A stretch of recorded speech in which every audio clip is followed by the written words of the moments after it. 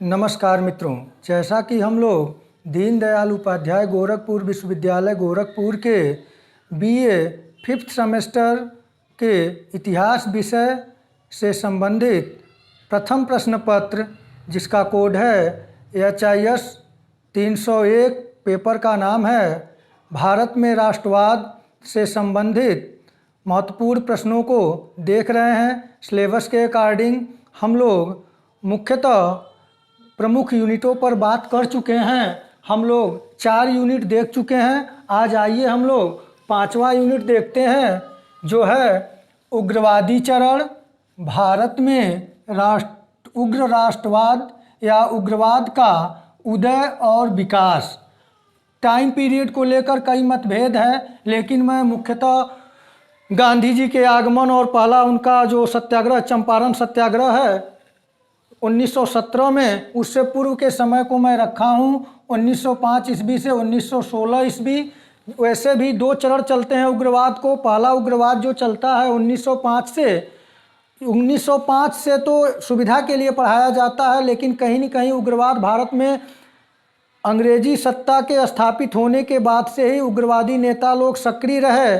लेकिन ये time period आपके जो सिलेबस में दिया हुआ है उग्रवादी चरण, इसमें इसके पहले हम लोग पढ़ चुके हैं जो नरमपंथी विचारधारा नरमवादी नेताओं की, तो उसी के बीच यह उग्रवाद जो है उग्रवादी चरण उग्र राष्ट्रवाद आता है। इसमें कुछ समय बाद आप देखेंगे आगे कि इसमें हम लोग क्रांतिकारी आतंकवाद का पहला चरण भी शुरू होता है।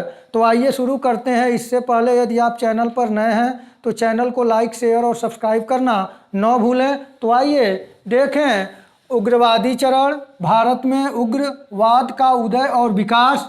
तो इसे देखें, कारण पहले देखें कि उग्रवादी चरण का उत्पन्न होने उदय होने के पीछे कारण क्या है। तो पहला कारण मैं रखा हूँ व्यवसाय पर से उत्पादन शुल्क की वापसी। 1896 ईस्वी अंग्रेजी हुकूमत ने भारतीय उद्योग धंधों को चौपट करने के लिए, बर्बाद करने के उद्देश्य से व्यवसाय पर से उत्पाद शुल्क वापसी 1896 ईस्वी पारित किया, जिससे लेकर भारतीयों में रोष उत्पन्न हुआ। और दूसरा प्रमुख कारण था विश्वविद्यालय अधिनियम 1904 ईस्वी।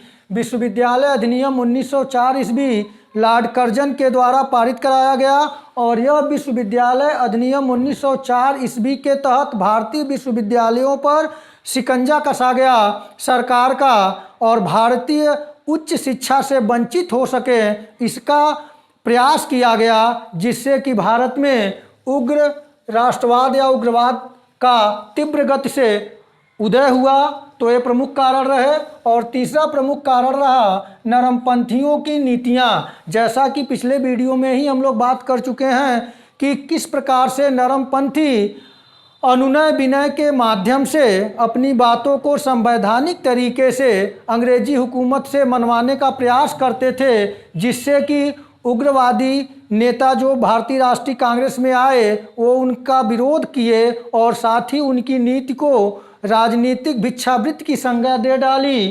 तो कहीं न कहीं उग्रवादी नेता नरमपंथियों की नीतियों से रुष्ट थे। और अगला जो प्रमुख कारण रहा वह रहा बंगाल विभाजन 1905 ईस्वी।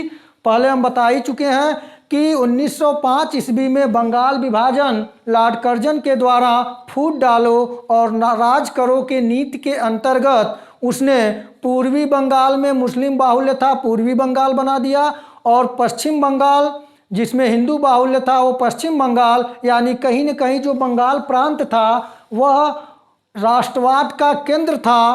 और राष्ट्रवाद को दबाने के उद्देश्य से लॉर्ड कर्जन ने 1905 में हिंदू मुसलमान के बीच एक खाई फूट डालने का प्रयास किया। उसमें कुछ हद तक सफलता भी उसे मिली। जब हम लोग बंगाल विभाजन पढ़ेंगे तो उस पर हम लोग क्लियर करेंगे। तो बंगाल विभाजन भी उग्र राष्ट्रवाद उग्रवाद को महत्वपूर्ण उदय में महत्वपूर्ण भूमिका निभाया। और अगला पॉइंट है अंतर्राष्ट्रीय प्रभाव। अंतर्राष्ट्रीय प्रभाव भारत में कैसे पड़ा, यहाँ देखें कि मिस्र, फारस तथा टर्की में जनता को सफलता, यानी कि जनता अपने हितों के लिए जो आंदोलन इन प्रमुख देशों विश्व के मिस्र में, फारस में तथा टर्की में जो विद्रोह जो आंदोलन चला रही थी उसमें सफलता मिली, जिससे कि भारतीयों को भी एक नई एनर्जी, नई ऊर्जा मिली कि हम लोग भी अपनी मांगों को ब्रिटिश हुकूमत से प्राप्त कर सकते हैं। इसके लिए उग्रवाद का उदय हुआ और साथ ही साथ एक प्रमुख भूमिका रही जापान द्वारा 1905 ईस्वी में रूस को पराजित करना। आप देखेंगे जापान इतना छोटा देश और रूस जो यूरेशिया बोलते थे, यूरोप और एशिया में फैला हुआ है, उस बड़े राष्ट्र रूस को जापान द्वारा पराजित हो कर दिए जाने से भारतीय राष्ट्रवादी उग्रवादी नेताओं को यह मौका मिला कि ऐसा नहीं है, यूरोपीय शक्तियों को भी पराजित किया जा सकता है यदि हम उन्हीं की भाषा में उन्हें जवाब दें। तो ये प्रमुख कारण है। आइए आगे देखें उग्रवादी नेता। तो उग्रवादी नेता का नाम आते ही हम लोगों के जेहन में बाल, पाल और लाल। बाल आपके सामने हैं, बाल गंगाधर तिलक, पाल बिपिन चंद्र पाल और लाल का नाम लाला लाजपत राय। और अरविंद घोष जी भी उग्रवादी नेता ही थे। तो ये प्रमुख उग्रवादी नेता जो थे उसमें प्रमुख नाम बाल गंगाधर तिलक, बिपिन चंद्र पाल, अरविंद घोष और लाला लाजपत राय। इन लोगों ने नरमवादी कांग्रेस की जमकर आलोचना की और भिक्षावृत्ति से काम नहीं चलने वाला है का नारा दिया और कहा कि अनुनय विनय नहीं, अब बल होगा और बल प्रयोग के द्वारा हम लोग अंग्रेजी हुकूमत को भारत से उखाड़ फेंकेंगे। तो आइए देखें उग्रवादी नेताओं ने अपने माध्यम से, अपने समाचार पत्रों के माध्यम से भारतीय जनता को जगाने का कार्य किया, राजनैतिक रूप से उग्रवाद को लेकर आए। आइए देखते हैं प्रमुख पत्रिकाओं में मराठा और केसरी यह बाल गंगाधर तिलक का था। मराठा जो था ये अंग्रेजी में छपता था और केसरी जो था ये मराठी भाषा में छपता था। और साथ ही साथ बाल गंगाधर तिलक ने गणेश उत्सव और शिवाजी उत्सव के माध्यम से भी राष्ट्रवादी आंदोलन को बढ़ाने का प्रयास किया। और बंगभाषी पत्रिका का जो प्रकाशन जोगिंदर नाथ बोस जी ने किया, ये भी महत्वपूर्ण उग्रवादी राष्ट्रवादी विचारधारा को फैलाने में महत्वपूर्ण भूमिका रही। और प्राणजपे शिवराम, प्राणजपे के पत्र काल, ये भी महत्वपूर्ण भूमिका उग्र राष्ट्रवाद और राष्ट्रवादी आंदोलन को आगे बढ़ाने में किया। और न्यू इंडिया जो साप्ताहिक पत्र था उसे अरविंद घोष के द्वारा, नहीं, बिपिन चंद्र पाल के द्वारा साप्ताहिक न्यू इंडिया समाचार पत्र का प्रकाशन किया गया। और साथ ही साथ अरविंद घोष ने भवानी मंदिर समाचार पत्र के माध्यम से अपने विचारधारा को और अंग्रेजी हुकूमत के काले कारनामों को जनता तक प्रसारित किया। और पंजाबी पत्रिका में लाला लाजपत राय द्वारा संपादित था ये पंजाबी पत्रिका, इसमें इन्होंने अपने विचारधारा को और अंग्रेजी विचारधारा के अंतर को और अंग्रेजों द्वारा शोषण के नीतियों का जमकर आलोचना की गई। तो ये प्रमुख पत्र और पत्रिकाएं हैं जिनमें से आप देख लें मराठा और केसरी किसका है, प्रश्न बनेगा ही बनेगा। तो बाल गंगाधर तिलक का। और बाल गंगाधर तिलक जी ने शिवाजी उत्सव और गणेश उत्सव के माध्यम से जनता को एकजुट करने का प्रयास किया। और बंगभाषी जोगिंदर नाथ बोस जी ने, और बंगभाषी किसका था, तो जोगिंदर नाथ बोस जी का। और काल पत्र किसका था, तो यह जो था शिवराम प्राणजपे जी का था। न्यू इंडिया जो साप्ताहिक था ये बिपिन चंद्र पाल का था। और यही न्यू इंडिया नाम से आगे एनी बेसेंट दैनिक समाचार पत्र निकालेंगी, तो आगे उसे देख लें। और भवानी मंदिर किसका है, तो भवानी मंदिर अरविंद घोष का, पंजाबी लाला लाजपत राय का। इसे आप तैयार कर लें। और संध्या नामक समाचार पत्र पत्रिका जो थी वो ब्रह्म बांधव उपाध्याय जी का था। वंदे मातरम जो था ये अरविंद घोष का। और युगांतर भूपेंद्र नाथ दत्त। और यहाँ से देखें युगांतर किसका है, तो भूपेंद्र नाथ दत्त का। अरविंद घोष का क्या है, वंदे मातरम। और ब्रह्म बांधव उपाध्याय का संध्या। तो ये सब महत्वपूर्ण जो पत्र पत्रिकाएं हैं ये महत्वपूर्ण भूमिका निभाई उग्रवाद को भारतीय जनता तक पहुंचाने में और भारतीय राष्ट्रीय आंदोलन को एक नया मोड़ देने का, जो कि उग्रवाद के नाम से जानते हैं। और इन सब की मांग जो थी वह स्वशासन की मांग थी, यानी कि हमें अपना शासन चाहिए, हमें अंग्रेजों का शासन नहीं चाहिए, इस तरह के नारों से तिलक, जिसमें महत्वपूर्ण भूमिका थी, उन्होंने स्टेटमेंट भी दिया, स्वराज्य मेरा जन्मसिद्ध अधिकार है और इसे मैं लेकर रहूँगा। ये स्टेटमेंट भी बार बार पूछा जाता है, तो आप लोग इसे तैयार कर लें। अब आइए, जो इन पत्र पत्रिकाओं के माध्यम से भारत में उग्रवाद का प्रारंभ उदय हो रहा है, इसका विकास अंततः प्रथम चरण के क्रांतिकारी आंदोलन के रूप में होता है, जिसे देखें प्रमुख क्रांतिकारी संगठन में 1899 ईस्वी में मित्र मेला, जो कि आगे बढ़कर 1904 में अभिनव भारत के नाम से संगठित होता है। तो मित्र मेला का संगठन का प्रारंभ किसने किया, स्थापना किसने किया, जो आगे चलकर 1904 में अभिनव भारत के नाम से प्रसिद्ध हुआ? तो ये बी.डी. सावरकर महोदय ने किया था। यहाँ से प्रश्न बनेगा, आप लोग इसे तैयार कर लें। मित्र मेला संगठन के ही अनंत लक्ष्मण कान्हरे महोदय जो सदस्य थे, उन्होंने जैक्सन नामक एक मजिस्ट्रेट था, जैक्सन की गोली मारकर हत्या कर दी। तो ये क्रांतिकारी संगठन था। आगे देखें, अनुशीलन समिति जो 1902 में मिदनापुर में बनी।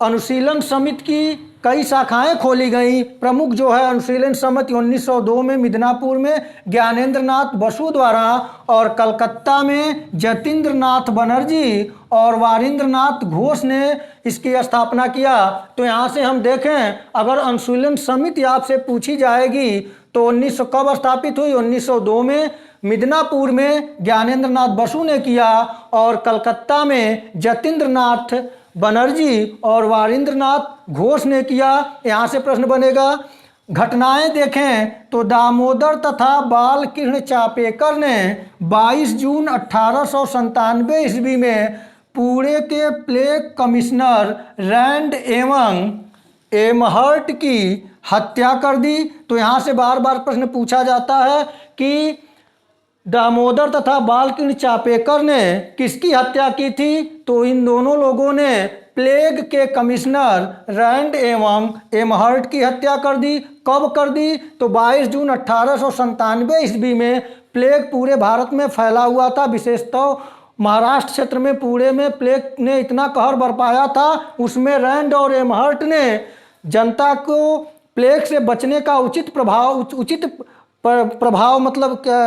प्रयास नहीं किया, उचित तरीके से उस प्लेग को कंट्रोल करने का, नियंत्रित करने का प्रयास नहीं किया, जिससे कि भारतीय जनता मैक्सिमम अधिकतम संख्या काल के गाल में समा गई, जिससे क्रुद्ध होकर चित्पावन ब्राह्मण दामोदर तथा बालकृष्ण चापेकर ने 22 जून 1897 ईस्वी में पुणे के प्लेग कमिश्नर रैंड एवं एमहर्ट की हत्या कर दी। इसे ही भारत में पहली आतंकवादी घटना मानी जाती है, उग्र राष्ट्रवाद का परिणत रूप माना जाता है। तो यहाँ से प्रश्न बनेगा, आप इसे तैयार कर लें। प्रफुल्ल चाकी और खुदीराम बोस ने 30 अप्रैल 1909 ईस्वी को बंगाल के मजिस्ट्रेट किंगफोर्ड के ऊपर बम फेंका। अब यहाँ देखें, बंगाल में प्रफुल्ल चाकी और खुदीराम बोस ने 30 अप्रैल 1908 ईस्वी को बंगाल के मजिस्ट्रेट किंगफोर्ड के ऊपर बम फेंका। मरा तो नहीं, लेकिन घायल हो गया। और उस घटना के बाद, बम फेंकने के बाद, प्रफुल्ल चाकी ने अंग्रेजी प्रताड़ना से बचने के लिए, गिरफ्तारी से बचने के लिए आत्महत्या कर ली। लेकिन खुदीराम बोस पकड़े गए और उन्हें फांसी दे दी गई। भारत में सबसे कम उम्र में फांसी जो दी गई वह खुदीराम बोस को दी गई। तो यहाँ से प्रश्न बनता है, और इसी बम कांड के बाद अलीपुर षड्यंत्र केस चलाया गया अंग्रेजों द्वारा, जिसमें कई लोगों की गिरफ्तारियां हुई, जिसमें वारिंद्र कुमार घोष को आजीवन कारावास की सजा दी गई अलीपुर षड्यंत्र केस के तहत, और अरविंद घोष को बरी कर दिया गया, जो आगे चलकर पांडिचेरी चले गए, आश्रम व अध्यात्म में लीन हो गए।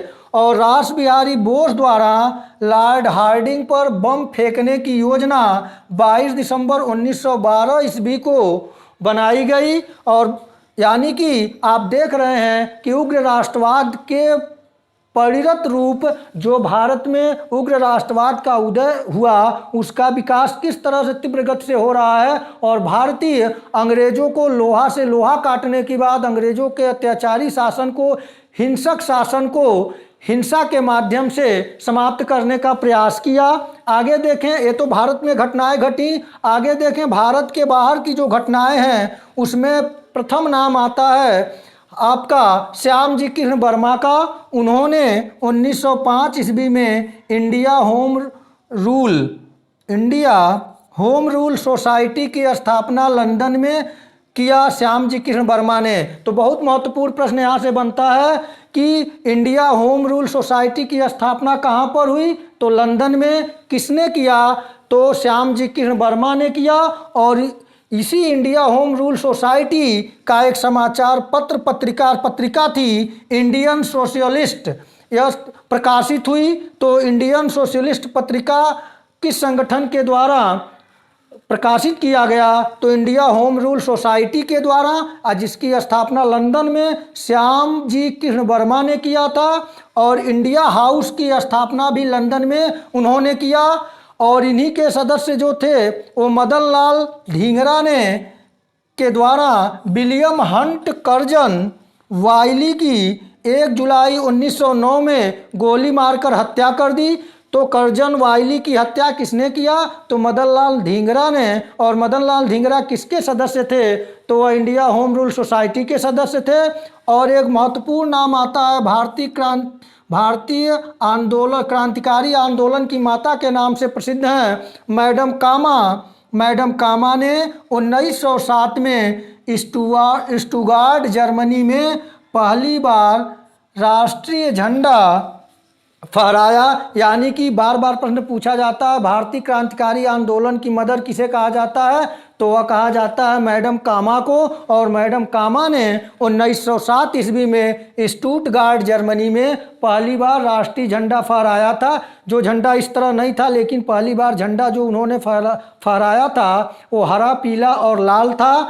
तो उन्होंने जर्मनी में, यहाँ से प्रश्न बनेगा, आप तैयार कर लें। और एक महत्वपूर्ण नाम है भारत के बाहर लाला हरदयाल का। लाला हरदयाल ने गदर पार्टी की स्थापना 1913 ईस्वी में किया था। तो यहाँ से भी प्रश्न बनेंगे। और इसके बाद जब मैं विस्तृत इन संगठनों, इन क्रांतिकारियों के बारे में विस्तृत अध्ययन कराऊंगा, तो आपको इसमें जितनी महत्वपूर्ण और इंटरनल बातें हैं जो कि व्यापक रूप से मैं आपको पढ़ाऊंगा। मैं इस समय तत्काल आपके परीक्षा 15 दिसंबर से प्रस्तावित है, उसको लेकर मैं यहाँ पे शार्ट नोट के टाइप में आपको पूरा सिलेबस और उसके अंतर्गत जो प्रश्न बनने वाले महत्वपूर्ण प्रश्न हैं उनको मैं आपके समक्ष लाया हूँ। तो आप लोग देख लें। गदर पार्टी की स्थापना किसने किया, तो लाला हरदयाल ने। कब किया, 1913 ईस्वी में। और अगला महत्वपूर्ण प्रश्न है राजा महेंद्र प्रताप ने अंतरिम भारत सरकार की स्थापना 1915 ईस्वी में अफगानिस्तान के काबुल में किया था। तो यहाँ से बार बार प्रश्न बनता है कि अंतरिम भारत सरकार की स्थापना किसने किया था, तो राजा महेंद्र प्रताप ने। कहाँ पर, तो अफगानिस्तान के काबुल में। तो मित्रों, ये महत्वपूर्ण जो उग्रवादी चरण है, भारत में उग्रवाद का उदय और विकास, इसको देखकर इसे समझ लें कि किस प्रकार से भारत में नरमपंथियों की आलोचना करने के बाद, उनके नीति को राजनीतिक भिक्षावृत्ति कहने के बाद, प्रमुख उग्रवादी नेता बालपाल और लाल और अरविंद घोष, इन लोगों ने प्रमुख पत्रिकाएं और समाचार पत्र के माध्यम से भारतीय जनता जनमानस को राष्ट्रवादी नीतियों से परिचित कराया और अंग्रेजों के काले कारनामों को उजागर किया। तो इस प्रकार आप देख लें, यहाँ से प्रश्न बनेंगे, आप इसे तैयार कर लें अच्छे तरीके से। इसके बाद हम लोग अगले चरण को, जो आपका अगला यूनिट है, उससे संबंधित महत्वपूर्ण प्रश्नों को लेकर आएंगे। तो मित्रों, आप लोग इसे तैयार कर लें। आज इतना ही। नमस्कार।